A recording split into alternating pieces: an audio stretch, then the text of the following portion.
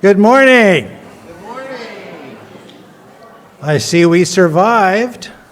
Kind of. Welcome to Pacific Unitarian Church. My name is Gary Hart, and I will be your worship associate today. PUC has always been a beacon of liberal thinking and practices in the South Bay, and it will continue to do so as we move forward in this new reality. We will continue to actively work to support independence, equity, transformation, pluralism, generosity, and justice from a position of love. That's our little graphic there, in case you didn't notice that. If you are here today, we want you to know we have childcare for preschoolers and religious education for school-age kids. Religious education begins directly after the children's moment, with a little surprise there. And announcements today at 1 o'clock. Is that in the library? No, it's going to be right out on the patio. Right out on the patio, there will be a post-election support group out on the patio today at 1 o'clock. Bring your Kleenex. Also, I think D. Masters would like to yell at us about flowers again. This is about flowers. Look at the beautiful flowers we have here today. And if you sign on the door of the kitchen, there's a calendar you can sign up for flowers. You can also make an announcement when we give the joys and concerns and tell maybe a special occasion that you're dedicating flowers for a special person. And we're doing something else right here. Russell, stand up. Okay. You can really see it. Okay, there she is. She'll take your money. I'll take your money too, but she'll take your money in flowers. So if you can't make it to get the flowers because of driving problems or like me, laziness, then you can bring the money to Lynn and she'll get the flowers for you, and still you can put your name up there. Okay? And it can be as little as $15. And you can also, what I brought up here, and Leanne brought that one down there, those are fake flowers up there. So if you ever have something at home, I brought the peacock feathers last week, she brought the fountain grass. It doesn't have to be red flowers. It could be the giant crystal you have or something. So just let us know, Leanne's right there too, and helping put it all together up there. The aesthetic is so. Does someone have a Joshua tree?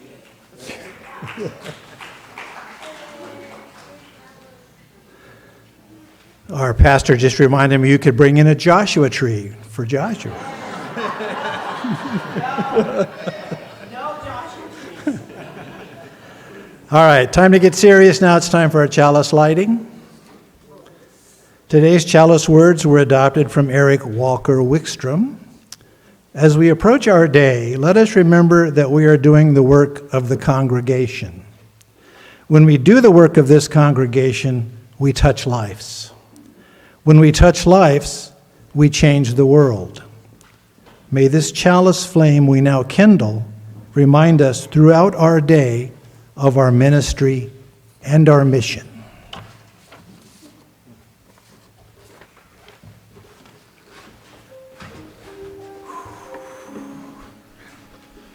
Good morning, everybody. Good morning. I'm Pastor Joshua, for those who don't know me, and I'm still Pastor Joshua for those who know me. Both, for you and them. It's so healing to see all your faces, to be here in community. Thank you. I am so grateful that you are all here and that we are all here together. I am going to call us to worship this morning with some inspired words that one of our congregants found shared by Venus Williams. And so, these are the words. You are awakening to the same country you fell asleep to, the very same country. So pull yourself together, and when you see me, do not ask me, what do we do now? How do we get through the next 4 years? Some of my ancestors dealt with at least 400 years of this under worse conditions. So continue to do the good work. Continue to build bridges, not walls. Continue to lead with compassion. Continue the demanding work of liberation for all. Continue to dismantle broken systems, large and small. Continue to set the best example for the children. Continue to be a vessel of nourishing joy. Continue right where you are, right where you live into your days. And if you're not continuing all of the above in community, partnership, collaboration, what is it you have been doing? What is it that you're waiting for? With that, I'm going to introduce an interesting opening hymn that Billy Joel wrote 1989 when he was 40. And some young person came up to him and said, "We're in this situation because of your generation." And Billy Joel said, "Well, wait a minute. Do you know what we did in our generation?" And he wrote a song, which is in your program, and the choir is going to help us sing it. You're welcome to stand in body or spirit as you are able, and sing "We Didn't Start the Fire" by Billy Joel.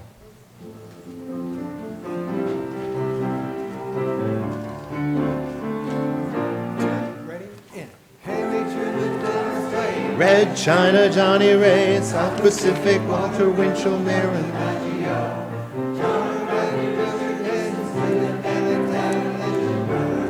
South Korea, Marilyn Monroe.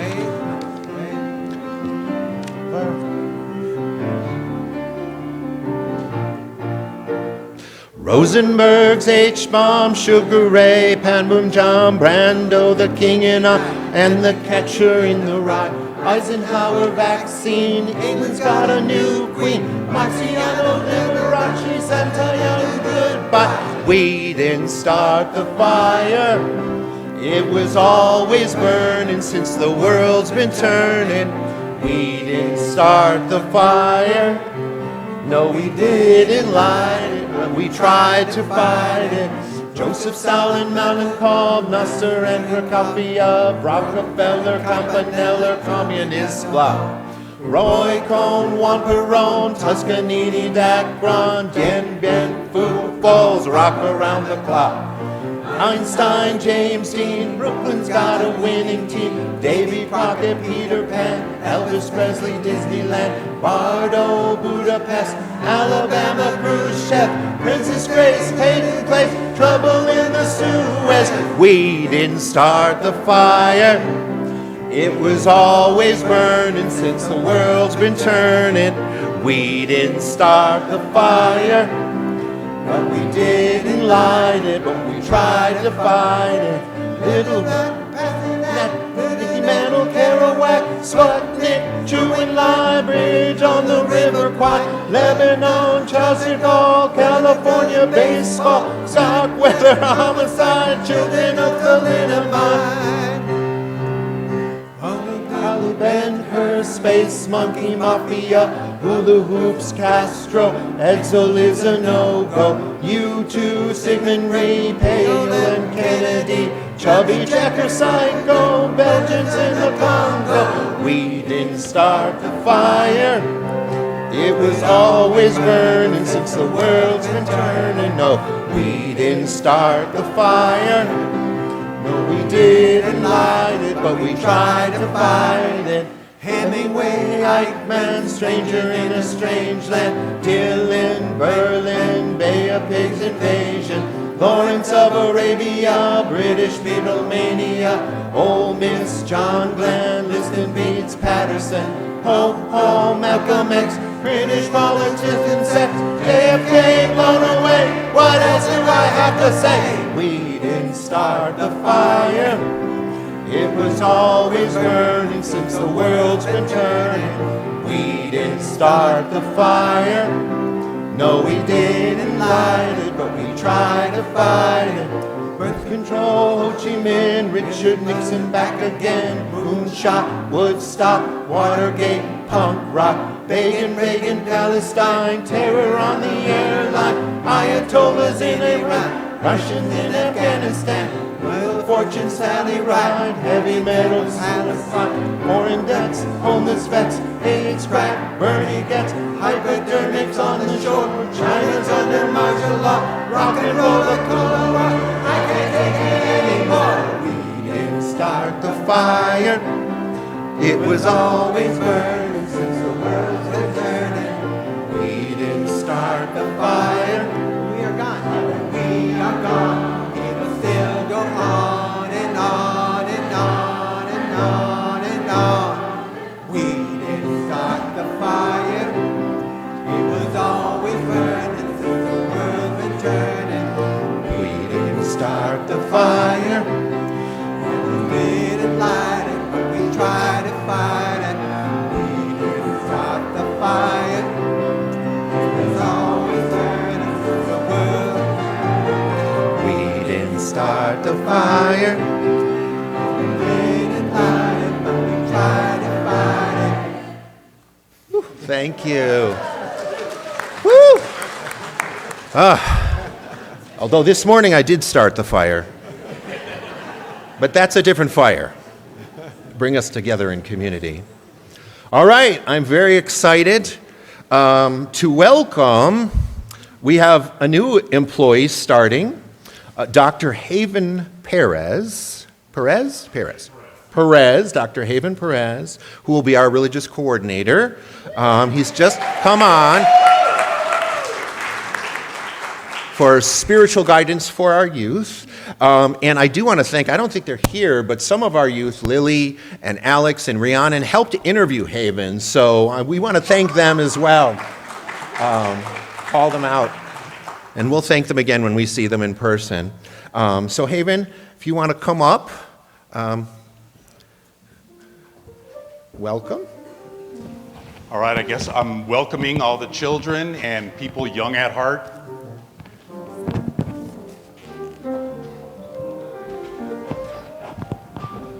All right.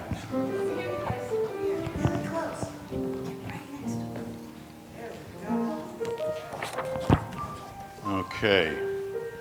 Wabi-sabi is a way of seeing the world that is at the heart of Japanese culture. It finds beauty and harmony in what is simple, imperfect, natural, modest, and mysterious.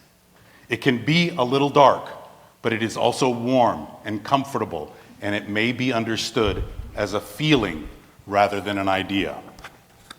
Wabi-sabi was a cat who lived in Kyoto, Japan.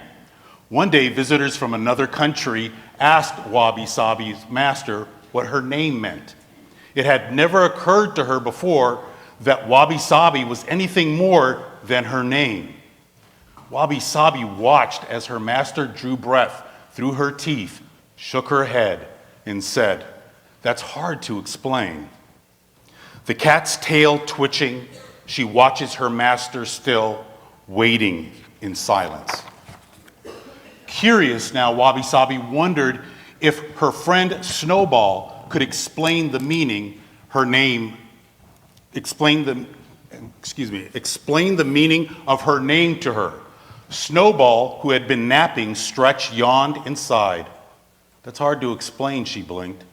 "It's a kind of beauty," she added after a minute, her eyes closing again as though dreaming. She went on. "An old straw mat, rough on cat's paws, pricks and tickles, hurts and feels good too." Then Snowball went back to sleep. Wabi-sabi wasn't sure she understood, but she didn't want to bother Snowball anymore. So she asked Rascal, the dog, if he knew what Wabi-sabi. Rascal was smart, but kind of mean. "That's too hard to explain to someone like you," he snapped. Then almost to himself he said, "Poor Wabi-sabi, as simple as a brown leaf." So ordinary.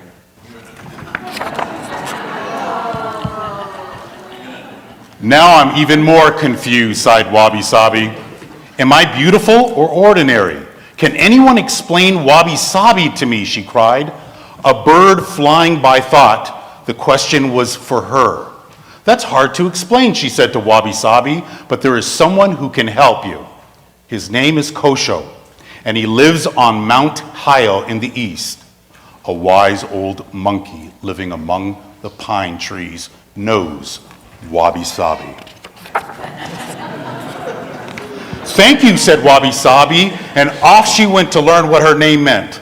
To get to Mount Hyle, she had to cross through the city, dazzled by big buildings, shiny glass, sleek cars, awed by the busy, sharply dressed people. She wondered if these pretty things could be Wabi Sabi.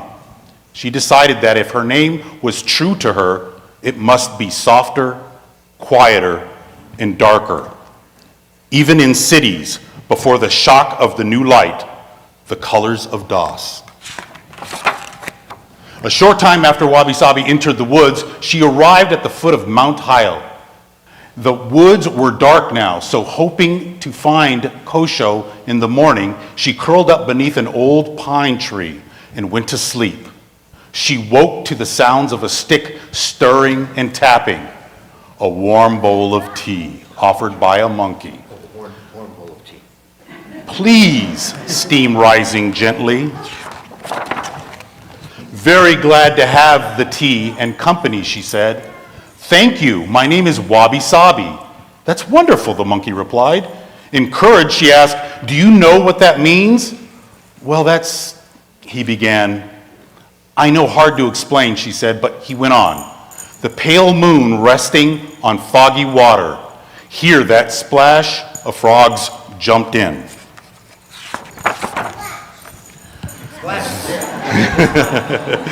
That's Wabi Sabi.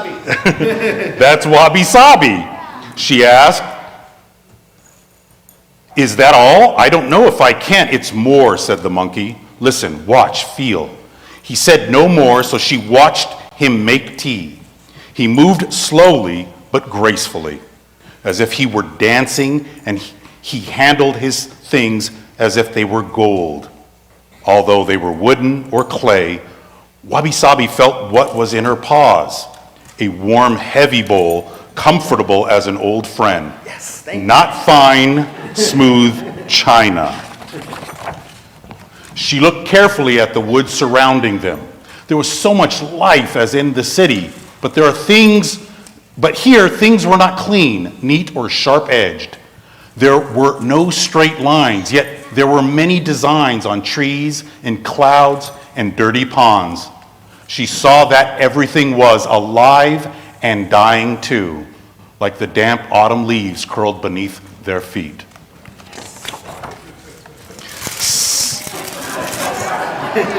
You could do it. Simple things are beautiful, she heard the monkey say as he poured more tea for her. Looking down at the tea in her bowl, seeing herself plain and beautiful, she whispered, now I understand. After some time, Wabi Sabi thanked her new friend and started back for home. Because she did not hurry, she found a place called Gikuji, the Silver Temple. There was nothing silver there, but she found the place to be very beautiful, in a Wabi Sabi kind of way. Although the buildings and gardens were shaped by humans, they were neither fancy nor grand. Moved by the natural simplicity of the place, Wabi Sabi composed 3 short poems about what she saw. Yellow bamboo stalks bow by tea house doors so low. Emperors must kneel. Dark buildings floating sit on white sand seas. A stream sweeps small stones, chanting.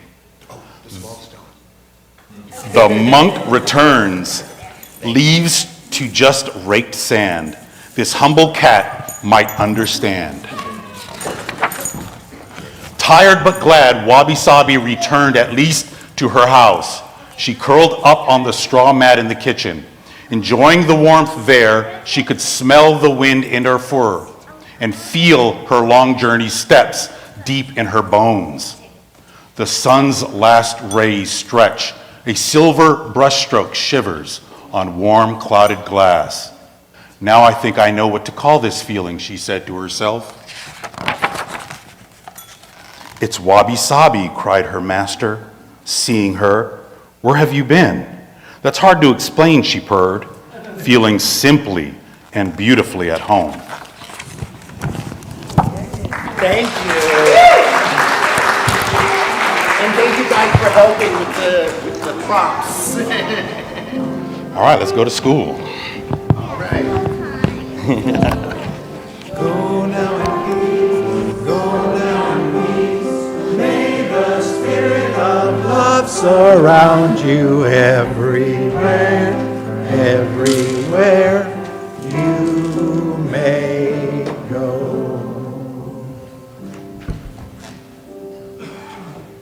Dr. Haven Perez, you guys, that sounds pretty good to me, didn't it? Now it's time for Candles of Joy and Sorrow. We share our good and bad times in our ritual of joys and sorrows.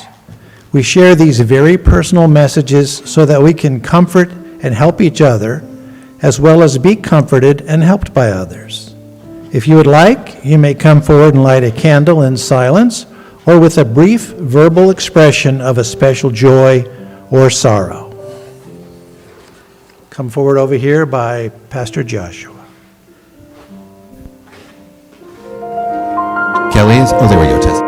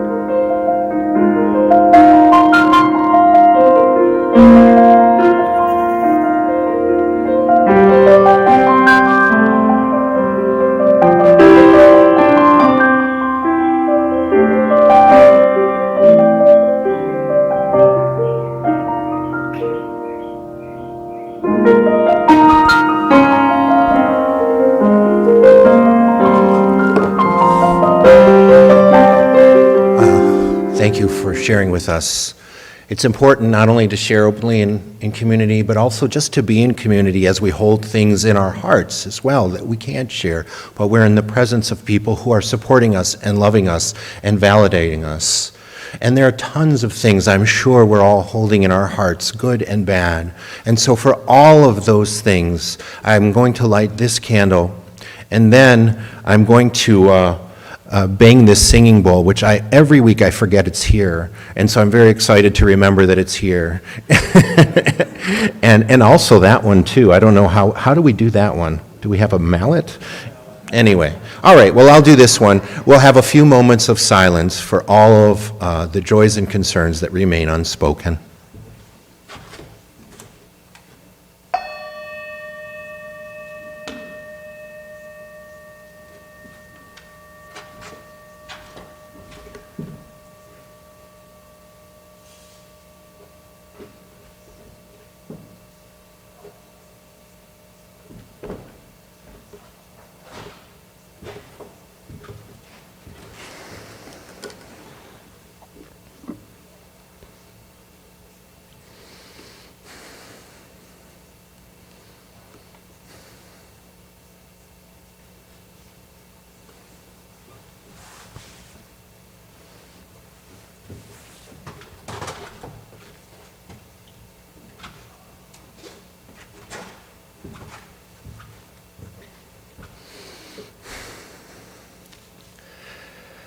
I'm going to do a reading right now, a meditative reading, and I'm not going to do a reading before my reflection. Usually I do a meditation and a reading before the reflection, but this will serve as both. It's a little bit longer.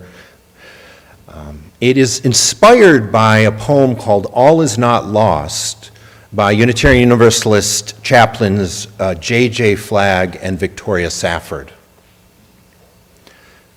Friend, go to the window. It's pretty easy for us here. Open the door. Move away from the screen. Pocket your phone. For just a moment, sometime today, let this November air mess with your hair, if you have any. Caress your crumpled, tear-streaked face. Kiss your bare hands as it has since you were small, and as it will as you continue to grow old. All is not lost. So go to the window, open the door. If you can't, if you're sick, if you're in jail or at work with no break, if you're stuck in an airport or riding a train or in labor right now, if your body can't move to the window or door, just imagine that you can smell the rain or taste the wind, the body and breath of our beautiful world. And close your eyes, breathe deep, drink deep the nourishing, life-giving air, and let it be strength inside you. Breathe in life. And breathe out again, life. And breathe more. This is your life. And this is our life, together, you and I, and all the beloveds at risk now as never before, humans and trees and rivers and land, animals, children and birds. Breathe in love for them. Breathe in love for us all. Protection, resolve. And when you're able, when you're ready, whenever you can, breathe out hope. This may take a while. We may have to hold our breath a long while, gulping in air as if we were desperate, which today, my friend, many of us are.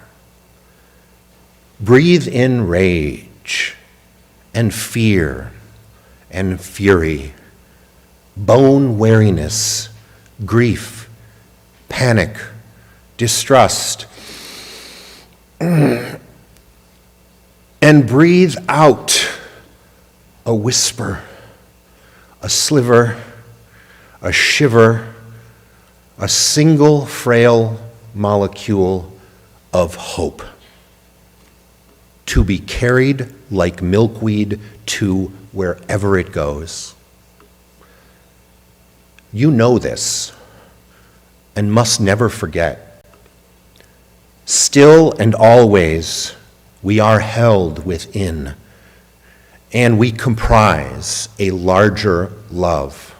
We are held within, and we comprise the mighty, irrefutable persistence and resistance of our ancestors, and the urgent, laughing beauty of our children.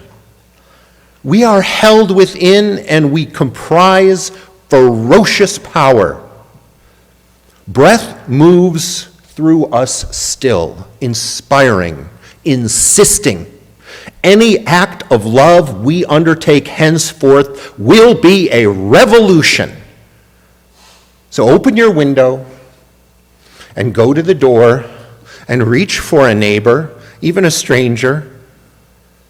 Now I believe, as I didn't before, that you could knock on almost any door, tremble on the threshold, and when they open, collapse in their arms. They'll hold you. You'll hold them, weeping, fists pounding, amazed at your brazen audacity, a little embarrassed, but mostly emboldened. What on earth is left for us to lose? Take a breath. Taste the wind, drink the rain. This feast is prepared anew each day. Remember who you are and whose you are. The beloveds who know you by your name, who expect great things of you, which is to say that you will keep on keeping on, never alone, and with all your dignities still shining. Breathe deep.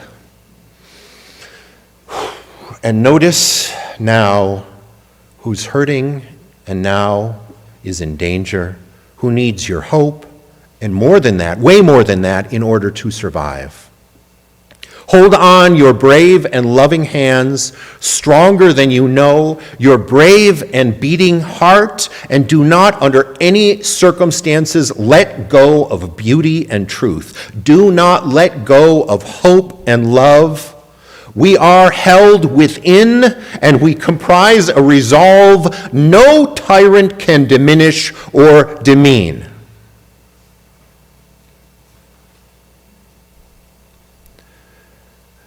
You may remain seated, and as you are able, join us in hymn number 167, Nothing But Peace Is Enough.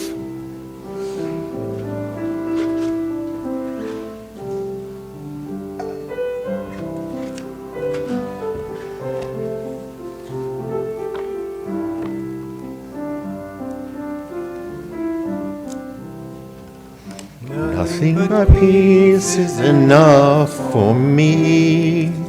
Nothing but peace is enough. Nothing but peace is enough. Nothing but peace is enough for me. Nothing But peace is enough for me. Nothing but peace is enough. Nothing but peace is enough. Nothing but peace is enough for me. Nothing but peace is enough for me. Nothing but peace is enough. Nothing but peace is enough. Nothing but peace is enough For me.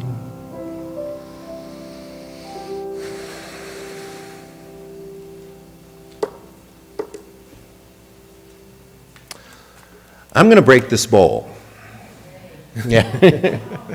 I don't want to startle people. So I'm letting you know beforehand that I'm going to break the bowl.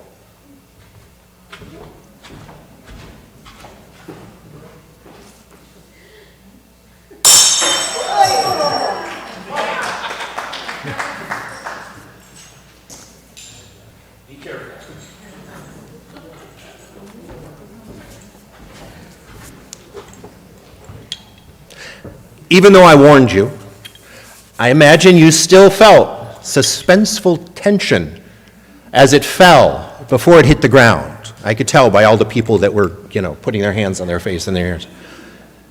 And even though you knew what might happen when it hit, I imagine and saw your bodies and your minds still reacting to that shock.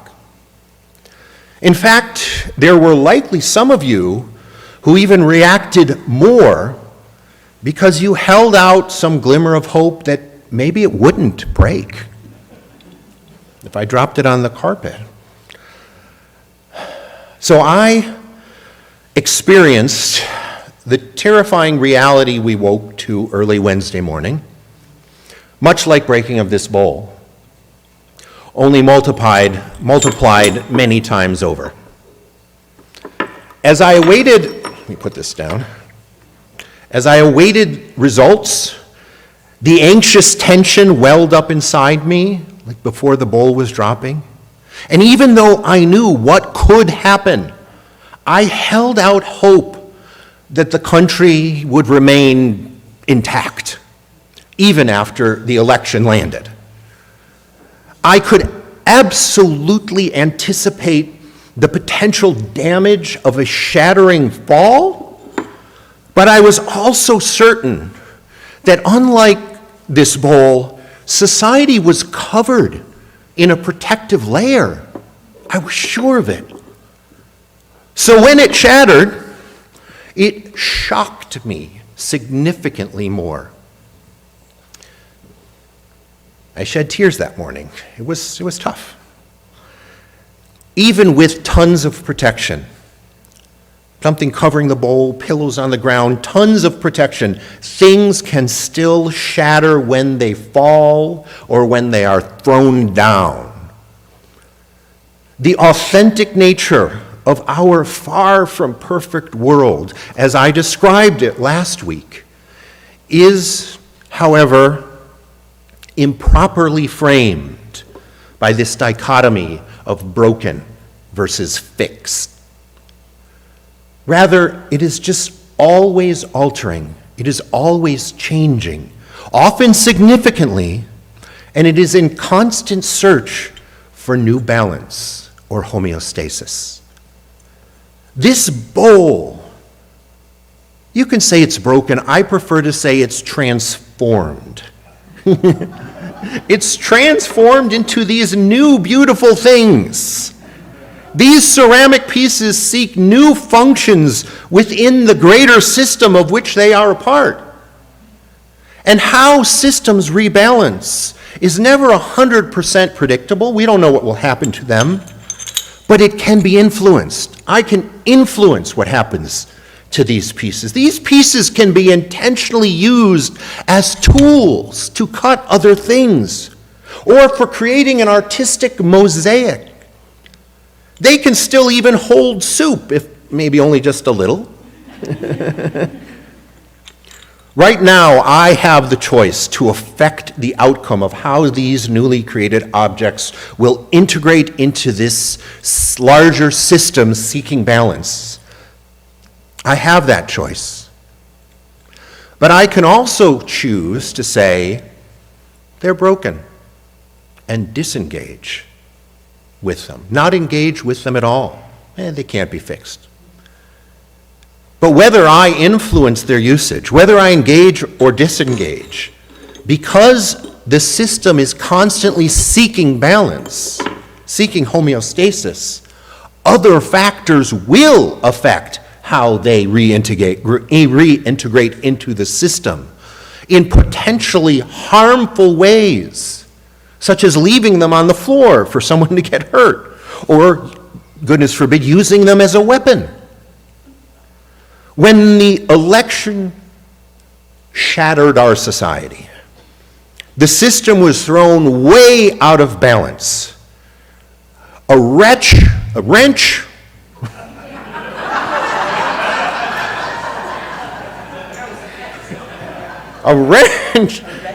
and a bunch of nuts and bolts were thrown into the system. And it was thrown way out of balance, rendering it in desperate need of significant rebalancing. So we have the choice. We have the choice to stand back and do nothing. Is the lavalier on? Can you guys hear me? Oh, awesome. We have the choice to stand back and do nothing, letting other forces act upon the system in almost certainly dangerous and harmful ways. And we know how the forces will act in harmful ways because they've told us. Or we have the choice to do the incredibly hard work of positively influencing a new balance, a new homeostasis. I really like that word homeostasis, so I keep repeating it. Homeostasis. I also talked last week about how you simply cannot love something when you refuse to recognize its authentic nature, its authentic self. And that nature I talked about is a nature of always being in flux, always changing within a greater system. That's the nature of systems. And you do it a further disservice if you recognize that true nature and you give up on it, dismissing it as many would this broken bowl as broken and beyond repair, rather than engaging with it in its new form, even if that engagement involves significant struggle and immense pain over a long period of time. It takes a lot of love. I offered last week that in spite of struggle, we must do just that. We must love enough to find new utility and beauty where it absolutely still exists. Look outside. Look around you. And to never stop fighting to right systems, orienting them toward goodness, toward prosperity, and toward wisdom. So in today's reflection, this is a two-part series titled If It Ain't Broke. So today is If It Ain't Broke, Part 2, Attentive Melancholy. Attentive Melancholy. I'll continue with a suggestion of specific framing in order to facilitate accomplishing this difficult work that true love absolutely demands.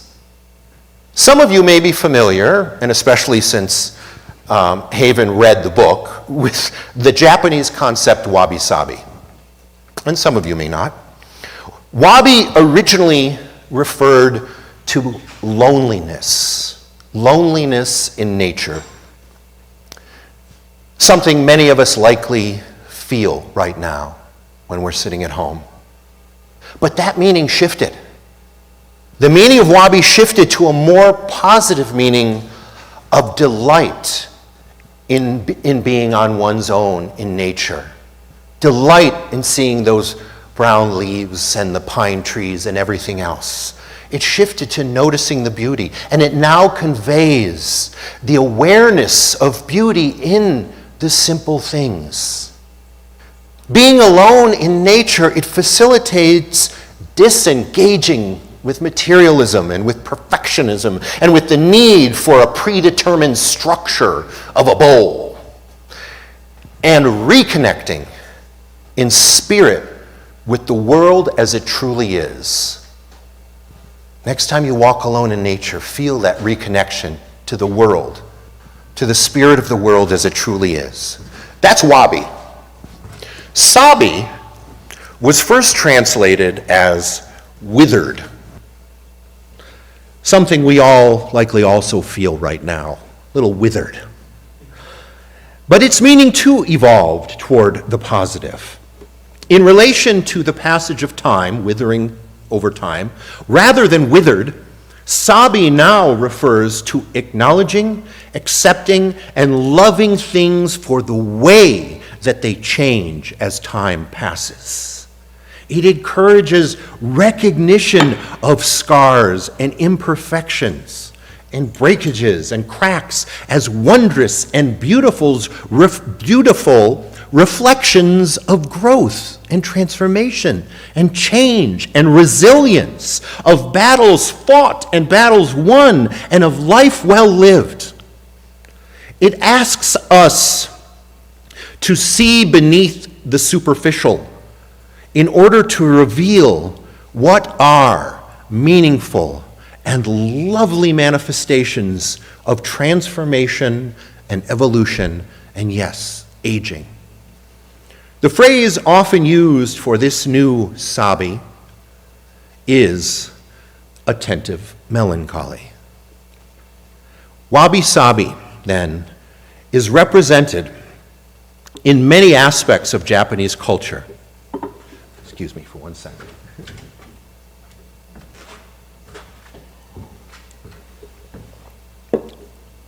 That includes haiku poetry.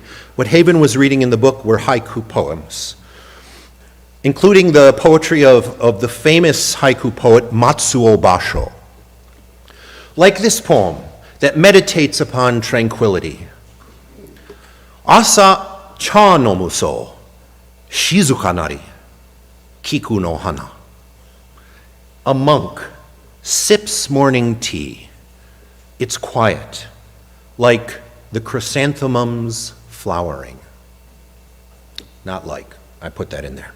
The chrysanthemums flowering. Or possibly this most famous and my favorite haiku of all time, which Haven also mentioned, about the wonders of being alone in nature, as we're talking about. Furuike ya kawazu tobikomu mizu no oto. An ancient pond, a frog jumps in, the sound of water.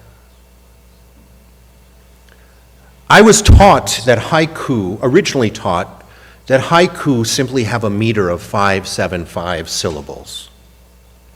But then I went and got a degree in Japanese language and literature, and I learned that a true haiku is much more than that. It's not just 575 syllables. Each haiku must encapsulate wabi-sabi by referencing in each one the wonder of nature, the experience of the season that you're in, and referencing beauty in simplicity and impermanence. A frog jumps in, the sound of water. Probably, and the most recognizable expression of wabi-sabi in the West is not haiku, actually. It's not poetry. It's pottery. Raku pottery is taken out of the kiln while the kiln is still red hot. The pot is still red hot.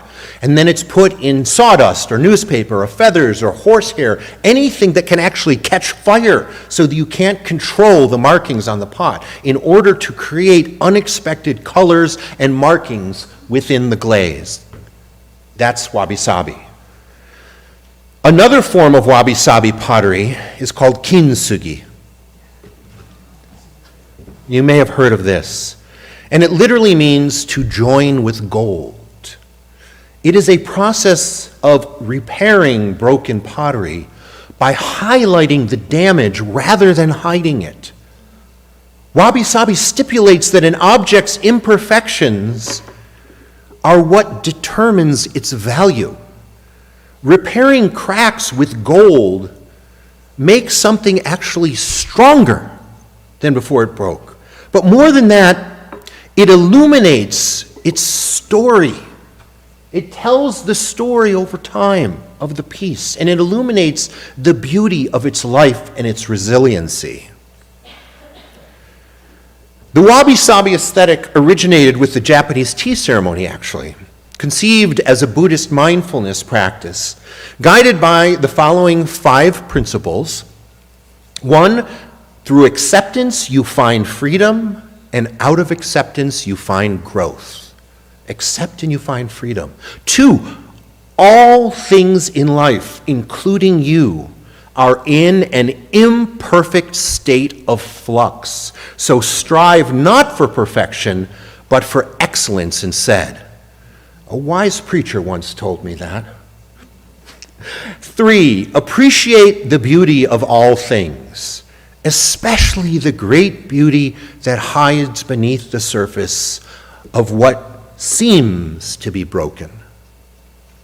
4, slow and simple is the only way to feel the joy of what it means to be alive, being mindful in nature. And 5, to be content exactly where you are, with all that you already have, is to be happy. My wise wife told me that on a Wednesday morning. Over and over and over again. Murata Shuko, who created the Japanese tea ceremony, philosophy, and aesthetic, he wrote a sort of how-to guide entitled Kokoro no Fumi, or Letter of the Heart. It's very short. You should read it one time. Kokoro no Fumi, Letter of the Heart. And it reimagined this previously festooned aristocratic pastime of, formally drinking tea, reimagined it as a spiritual ceremony that is detached from any excess and arrogance and is rooted in this process of deep listening to the natural world. He encapsulates the principles of wabi-sabi in the concluding phrase of that letter about the tea ceremony. And if you ever have a chance to do a Japanese tea ceremony, it's an amazing mindfulness practice. So the concluding phrase of the letter was this: Kokoro no shi to hanare, kokoro wo shi to cessare. And there will be a test after the presentation. What it means is, become heart's master, not heart mastered. If we are heart mastered, we are guided by desire, whereas becoming our heart's master frees us to engage with and make the most of each moment. And Murata Shuko used the word, you heard me say, kokoro, which I translated as heart, but actually defies literal translation. It encompasses heart and mind and spirit, and also it means each of these things separately, kokoro. It represents the entire inner experience, as broad or as refined as it manifests in each and every individual.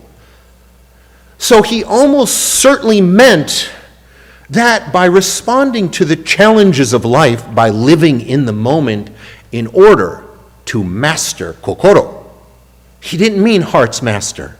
He meant to master one's entire self, one's entire inner self, emotionally, mentally, and spiritually. Be kokoro mastered. So, in all of this, in reframing this present moment of struggle, in order to actively rebalance a society seeking homeostasis after being dropped and severely damaged, let us take our lead from the evolution of wabi-sabi to move away from feelings of being alone and feelings of being withered, in order to detach from the feelings of anger and frustration and toward opening our hearts, our inner selves, to witness the beauty that lies beneath the surface, to witness the rich gifts of the melancholy and the simple waiting for us to uncover.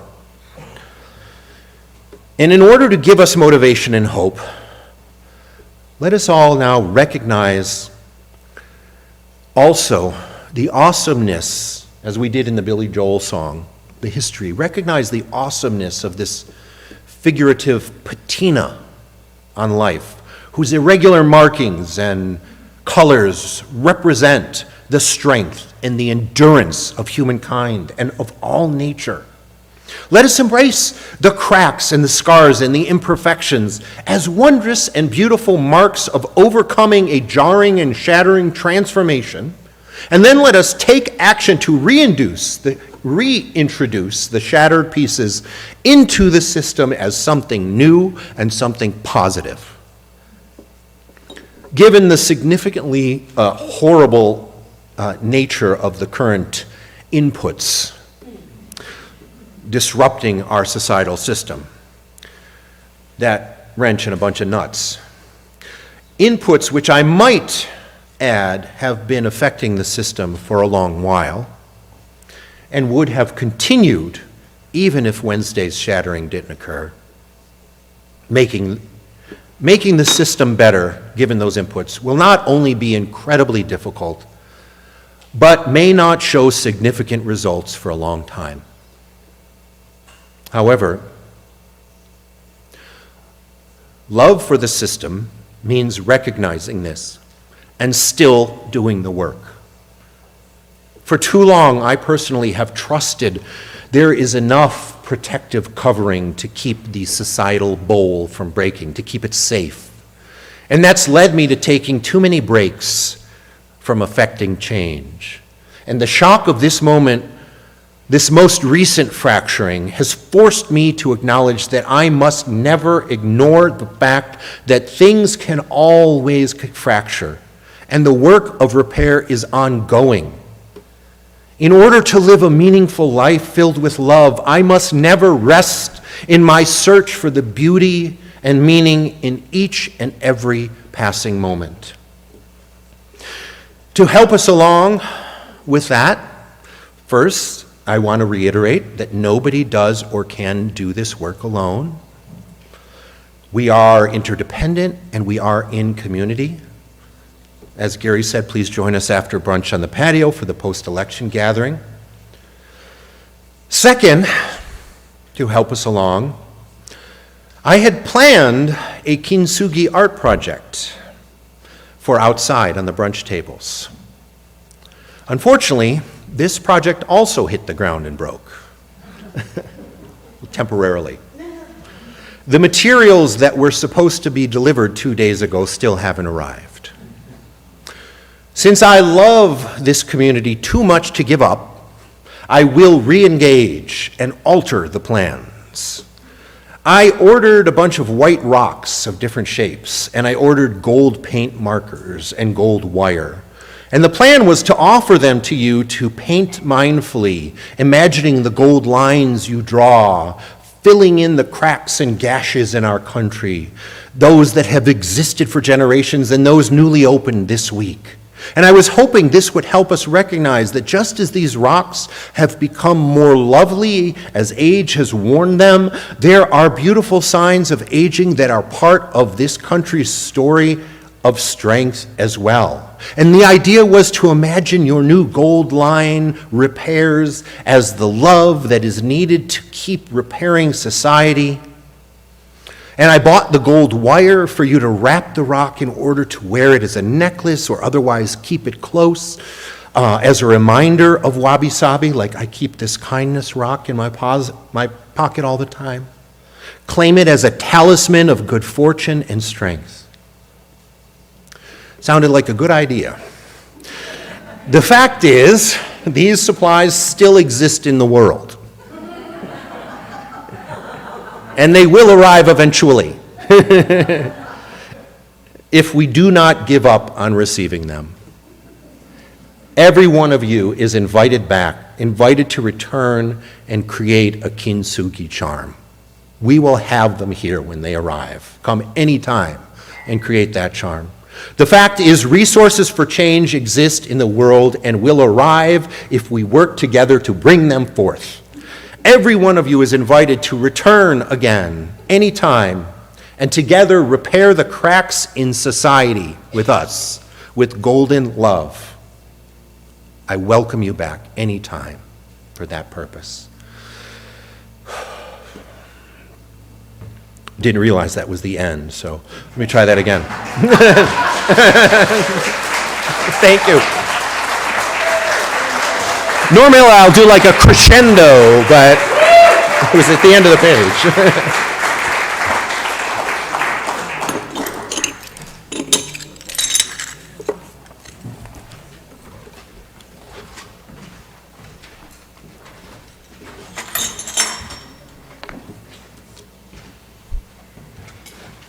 Well, it's time for the offertory.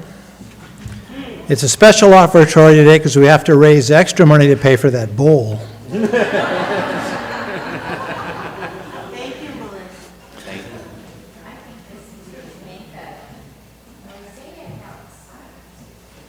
Melissa. Things are in the work. Planning.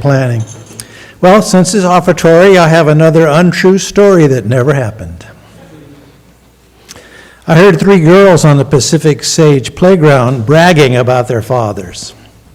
One said, "My dad scribbles a few words, calls it a song, and they pay him $500. Second girl said, "Yeah, that's nothing. My dad scribbles a few words, he calls it a contract, and they pay him $1,000. No, that's nothing," said the third child. "My dad scribbles a few words, calls it a sermon, and it takes 3 people to collect and count all the money in the room." Give generously.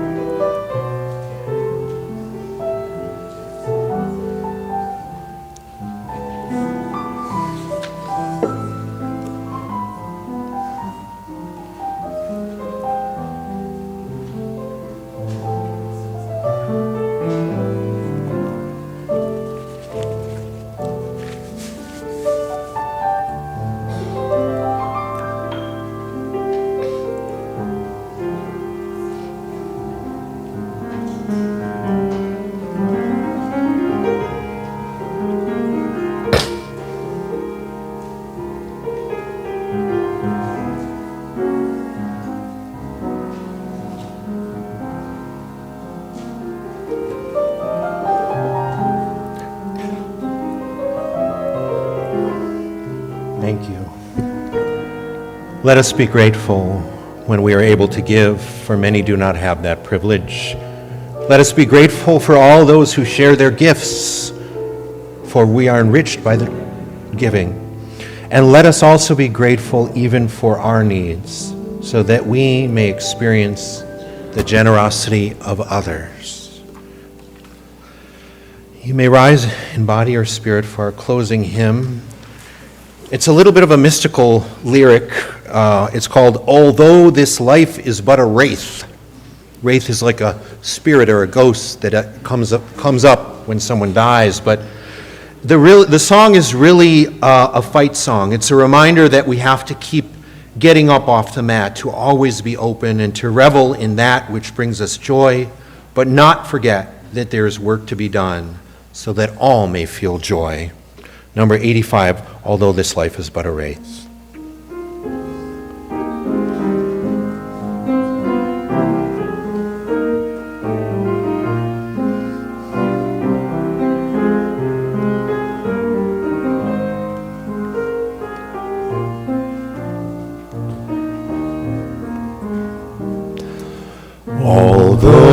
This life is but a race, although we know not what we use, although we grow with little faith, give me the heart to fight and lose. Open my ears to music, let me thrill with spring's first flutes and drums, but never let me dare forget the bitter balance of the slums. Ever insurgent let me be, make me more daring than devout, from sleek contentment make me free, and fill me with a buoyant doubt. From compromise and things have done, keep me with stern and stubborn pride, and when at last the fight is won, keep me still unsatisfied.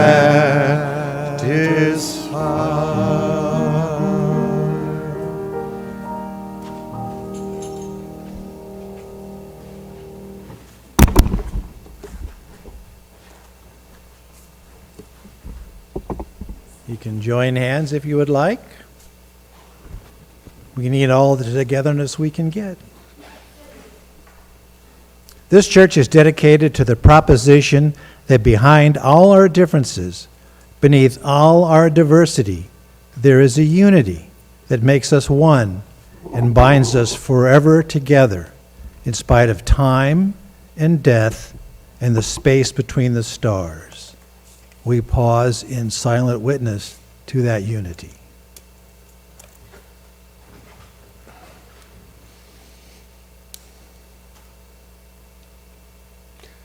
May the blessing of love be upon you. May love's peace abide with you. May love's presence illuminate your hearts now and forever. So be it.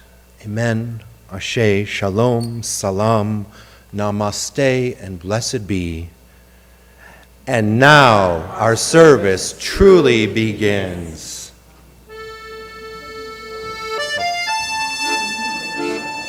Please stay for the postlude and then join us for lunch afterwards.